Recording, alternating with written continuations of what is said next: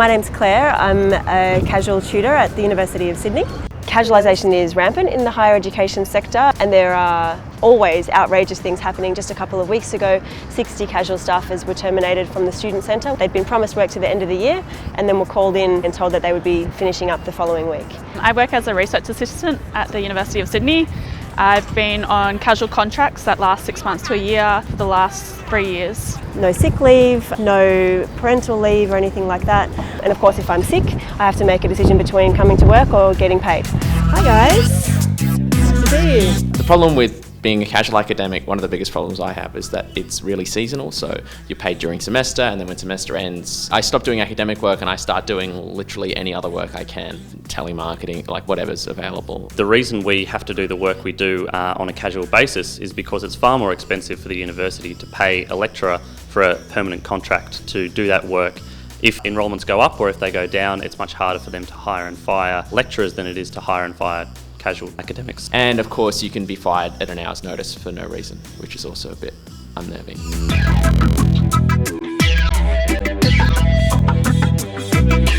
Whilst this casualisation is increasing and the conditions for workers on the campus are worsening, students are paying more and more for their degrees, and at the same time we're seeing the conditions for the bosses here at the university sitting up there in the fancy offices. Their wages increasing, they're getting bonuses for cutting staff numbers and for managing their budgets efficiently, which essentially just means minimising our wages. I think one of the other misconceptions people have about this kind of work is that you're sort of compensated for the precarity, but that's really not the case. We do a lot of unpaid overtime work. If we were actually paid for all the work that we did, I'd have enough savings to sort of carry me through at least a mid-year break. It's really frustrating to hear this rhetoric about flexibility and how workers want flexibility. I mean, of course that's true actually. A lot of people do want to be able to manage their work obligations around family obligations, absolutely. And that is much harder to do if you don't have secure work.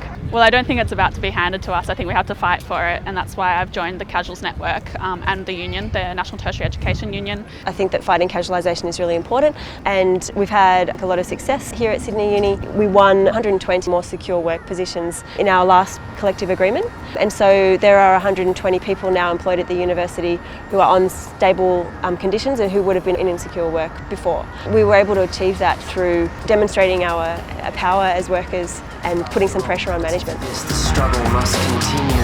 The university's on strike today. We're asking people not to cross the picket line. We're telling people that we're on strike here for pay and conditions for staff, and also to defend against the casualisation of staff at the university. Defend workers' rights! Defend job pickets! Defend workers' rights! The University of Sydney is on strike today.